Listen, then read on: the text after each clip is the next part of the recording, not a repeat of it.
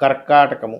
కర్కాటకం వారికి అంటే మీకు మీ యొక్క లగ్నం నుంచి లేదా మీ రాశి నుంచి గ్రహాలు ఏ రకంగా ఫామ్ అయి ఉన్నాయి ప్రస్తుతం గోచారంలో, మీకు దీనివల్ల కలిగే ఫలితాలు ఏమిటి, ఏ విషయాల్లో జాగ్రత్తగా ఉండాలి అనేటువంటి అంశాలు చెప్తుంది నేనైనప్పటికీ చెప్పిస్తుంది సాక్షాత్ లలిత అమ్మవారిగా భావిస్తూ, కర్కాటకం వారికి రెండవ స్థానంలో ఎప్పుడైతే కేతువు ఉన్నాడో, ఈ కేతువు ప్రధానంగా ఏంటంటే ఈ ధన సంబంధించినటువంటి విషయాల్లో తెలియని ఆటంకాలు, అలాగే ముఖ్యంగా ధనస్థానంలో ఎప్పుడైతే కేతువు ఉన్నాడో, ఈ కేతువు ఈ మెయిన్గా ఒకటి గుర్తుపెట్టుకోండి,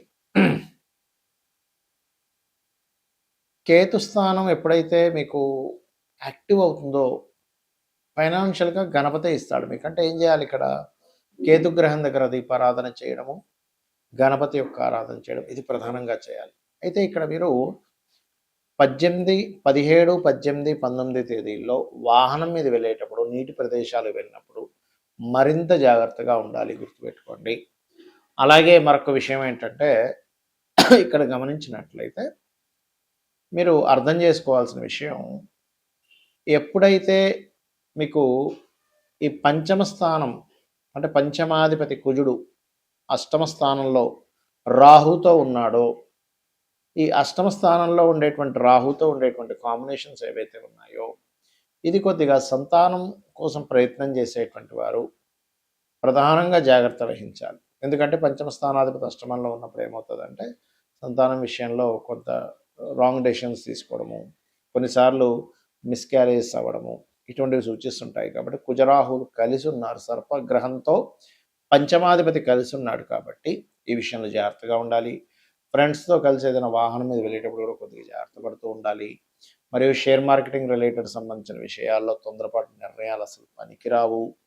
మరియు అదేవిధంగా గమనించుకున్నట్లయితే మీకు కాస్త ఉన్న ప్రదేశం నుంచి కాకుండా ఇతర ప్రదేశాల్లో కనుక మీరు ఉద్యోగ ప్రయత్నాలు, ఉద్యోగ అవకాశాల కోసం కనుక ప్రయత్నం చేసినట్లయితే కూడా చాలా బాగుంటుంది. కాకపోతే ఇక్కడ ఏంటంటే ఫైనాన్షియల్గా మాత్రం మీకు 4 రూపాయలు నిలబడాలి, ఫైనాన్షియల్గా బాగుండాలి అంటే కనుక ఓం గం గణాధిపతయే నమః అని నామస్మరణ చేయండి.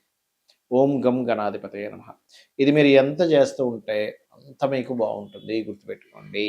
చాలామంది ఏంటంటే ఈ మనకు నెక్స్ట్ రాబోయేటువంటి ఉగాది విషయంలో కానివ్వండి, ఎందుకంటే మనకి పక్షంలో ఉగాది వస్తుంది కాబట్టి ఉగాదికి సంబంధించినటువంటి విషయంలో ఆదాయ వ్యయాలు, లేకపోతే రాజ్యభుజ అవమానాలు, ఏలినాటి శని, సర్పదోషాలు ఇవే చూసుకుంటుంటాం. అంటే కాలసర్ప దోషం ఉంది కదా. అయితే వీటన్నిటికంటే ముఖ్యంగా మనం చూసుకోవాల్సిన విషయం ఏమిటి అంటే, మీరు మీ పర్సనల్ చార్ట్ అనేది ఒకటి ఉంది. ప్రతి జీవి కూడా వాళ్ళ యొక్క పూర్వజన్మలో చేసిన పాపకర్మలు, మంచి కర్మలు, వాటి వల్ల చార్ట్ అనేది మనకి క్రియేట్ అవుతుంది. పర్ఫెక్ట్గా ఆ యొక్క సమయంలోనే ఆ గ్రహస్థితి ఉన్నప్పుడే పుడతాడు జీవుడు. ఎవరెవరికి రుణపడి ఉన్నాడో ఆ రుణాలు తీర్చుకోవడానికి, ఎవరెవరు ఈయనకు రుణపడి ఉన్నారు వాళ్ళందరూ కూడా ఈ యొక్క జీవితంలో కలుస్తారు.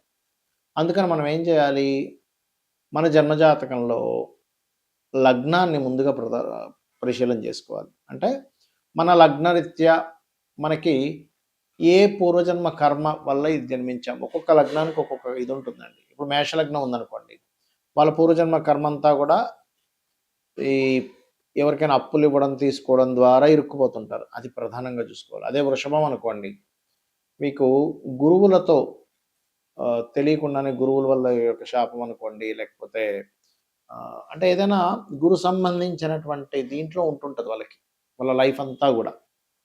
మిథునం, అనవసరంగా అగ్రెసివ్ అవ్వకూడదు, దానివల్ల వీళ్ళు పూర్వజన్మ కర్మలో ఇరుక్కుంటారు.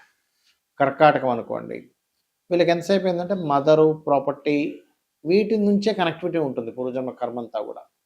అదేవిధంగా సింహం, జీవిత భాగస్వామి, బిజినెస్లు, వీటితో సంబంధం ఎక్కువగా ఉంటుంది పూర్వజన్మ కర్మ. అంటే వీటికి మీరు పూర్వజన్మ కర్మతో సంబంధం కలిగి ఉంది. అదేవిధంగా కన్య అనుకోండి, ఇక్కడ కూడా ఏంటంటే కాస్త మదరు, ఎమోషన్స్, ఫుడ్ రిలేటెడ్ వీటితో ఉంటుంది. తులా అనుకోండి ఉదాహరణకి, ఇక్కడ కూడా కొంతవరకు మీకు ఈ కమ్యూనికేషన్స్ రిలేటెడ్, గురువులతో ఇబ్బంది, అంటే ఇబ్బంది అనుకోండి, మంచి అనుకోండి. అంటే ఒక్కొక్క దానికి ఒక్కొక్కటి. వృశ్చికానికి అయితేనేమో షేర్ మార్కెట్, ధనస్సుకి అయితే వివాహ సంబంధించిన విషయాలు, మకరానికి అయితేనేమో భూ సంబంధించినటువంటి వ్యవహారాలు, కుంభానికి అయితే మరలా మదర్తో ఉండేటువంటిది, ఎమోషన్స్తో ఉండేటువంటి కనెక్టివిటీ, మీనం అయితేనేమో తండ్రితో. ఎందుకు చెప్తున్నానంటే, ఫస్ట్ ఆఫ్ ఆల్ మీ పర్సనల్ చార్ట్‌లో పూర్వజన్మ కర్మ దేనితో లింకప్ అయ్యి ఉంది, ఏం కర్మ తీర్చుకోవడానికి వచ్చారన్న విషయాన్ని తెలుసుకోగలగాలి. ఇక రెండో విషయం ఏంటంటే, మీరిప్పుడు ధనం సంపాదించలేకపోతున్నాం. అసలు మీ ధనాధిపతి ఎవరు? దాని యొక్క కండిషన్ ఎలా ఉంది? ఏ రెమెడీ చేసుకుంటే మీకు ఫైనాన్షియల్‌గా గ్రోత్ బావుంటుంది? సిబ్లింగ్స్‌తో ఎందుకు మీకు ఇబ్బందులున్నాయి? Third house. అదేవిధంగా ప్రాపర్టీ ఏ ఫేసింగ్ కొనుక్కోవాలి? ఎప్పుడు కొనుక్కోవాలి? ఎప్పుడు ఇన్వెస్ట్‌మెంట్ చేస్తే మంచిది? అసలు మీ పేరు మీద కొనొచ్చా లేదా? సంతాన అభివృద్ధి పంచమ స్థానం. అదేవిధంగా రుణము, రోగము, శత్రుత్వాలు ఎందుకు పెరుగుతున్నాయి? ఎందుకు ఇబ్బంది పడుతున్నారు? Sixth house. జీవిత భాగస్వామి ఎలాంటి వాళ్ళు వస్తారు? ఎప్పుడు వివాహం చేసుకోవాలి? ఏది రైట్ టైం అసలు వివాహం చేసుకోవడానికి అని చెప్పేది సెవెంత్ హౌస్. అలాగే ఆకస్మిక సంఘటనలు అనుకోండి, తండ్రి యొక్క తత్వము, తల్లి యొక్క తత్వం అనుకోండి, కెరియర్‌లో ఎందుకు ఎదగలేకపోతున్నారు అనుకోండి. అదేవిధంగా బిజినెస్‌లో ఎదగాలంటే అసలు మీరు ఏ బిజినెస్ చేస్తే బాగుంటుందని, లేకపోతే విదేశాలకు వెళ్తే బాగుంటుందా లేదా, ఎప్పుడు ఇన్వెస్ట్‌మెంట్ చేయాలి, ఇవన్నీ కూడా మీ పర్సనల్ చార్ట్‌లో ఉంటాయి, గుర్తుపెట్టుకోండి. దీన్ని వదిలేసి ఏదో గోచారంలో ఏలినాటి వచ్చేసింది, లేకపోతే అది బాలేదు, ఇది కేవలం 5-10% మాత్రమే దీని ప్రభావం ఉంటుంది. అయితే ఆ 5-10% కూడా మీరు ఎందుకు రిస్క్‌లో పడాలి అనే దాంతో ఈ గోచారం ఎలా ఉంది, ఈ గ్రహస్థితి ఎలా ఉంది, ఈ జాగ్రత్తలు తీసుకోండి అని చెప్తూ ఉంటాం.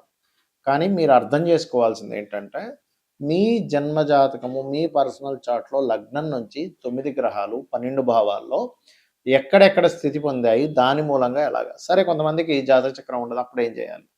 సింపుల్‌గా ఏం లేదు. ఉదయము, సాయంత్రము లలిత చేసుకోండి. మీ జాతక చక్రంలో ఉండే దోషాలను అమ్మవారే తిరిగి రాస్తుంది. 100% అందులో ఎటువంటి డౌట్ లేదు. ఎందుకంటే లలితా సహస్రనామాల్లో ఒక్క నామం పట్టుకొని మీరు రెగ్యులర్‌గా చాంటింగ్ చేసిన, ఆ ఒక్క నామము పూర్వజన్మల్లో ఉన్నటువంటి అనేకమైనటువంటి పాపాలని దగ్ధం చేస్తుందట. కాబట్టి ఇలాగైనా చేయండి. కనీసం శ్రీమాత్రే నమః. లేదంటే నాకు ఫైనాన్షియల్‌గా ఇబ్బంది ఉంది. ఓం సంపత్కరీ సమారూఢ సింధుర వ్రజ సేవితాయే నమః. హెల్త్ బాలేదు. ఓం సర్వవ్యాధి ప్రశమని సర్వమృత్యు నివారిణి అగ్రగణ్య అచింత్య రూప కలికల్మష నాశినే నమః. ఇలాగా ఒక్కొక్క నామాన్ని ఒక్కొక్క దీన్ని బట్టి మీరు చేసుకుంటూ వెళ్ళవచ్చు, గుర్తుపెట్టుకోండి. ఆ రకంగా ఏంటంటే ఎప్పుడైనా సరే ఒకటే గుర్తుపెట్టుకోండి. మీరు ఏదైనా ఒక నామం చేసేటప్పుడు పర్టికులర్‌గా ఏంటంటే మనసుతో చేయండి. ఇది నాకు ఖచ్చితంగా నన్ను రక్షించి తీరుతుంది, పూర్వజన్మ కర్మని తగ్గిస్తుంది అనేటువంటి మనసు దానికి కనెక్ట్ అవ్వాలి. మనసు కనెక్ట్ అవ్వకపోతే మీరు ఆ నామం చేసినప్పుడు రావాల్సినంత పూర్తి ఫలితం రాదు. ఇది గుర్తుపెట్టుకోండి. అలాగే ఇంట్లో ఉండే వాస్తు సంబంధించినటువంటి విషయాల్లో కూడా అసలు వాస్తుపరంగా ఎలా ఉంది? ఉత్తరంలో ఏమైనా బాత్రూమ్ లెట్రిన్స్ ఉన్నాయా? ఇంట్లో ఉండేటువంటి రంగులు ఏమిటి? ఇవి కూడా దీని ప్రభావం చూపిస్తూ ఉంటుంది. కాబట్టి ఇవన్నీ చేయండి, తెలుసుకోండి. ఖచ్చితంగా మీ లైఫ్ బాగుంటుంది. ఇవన్నీ శాస్త్రాలు, మూఢనమ్మకాలు కాదు. సో, కాకపోతే ఏంటంటే ఇప్పుడు చూడండి, మనకి డాక్టర్స్ కావచ్చు, ఇంజినీర్స్ కావచ్చు, లేకపోతే మనకి మెకానిక్ వెళ్తే బండి వెహికల్ చేసి రిపేర్ చేసేవాడు కావచ్చు. వాడు సరిగ్గా పూర్తిగా తెలుసుకోకపోతే ఏమవుతుంది? ఒకదానికొకటి చేస్తాడు. అలాగే శాస్త్రాన్ని పూర్తిగా తెలుసుకునే ప్రయత్నం చేయండి. శ్రీమాత్రే నమః.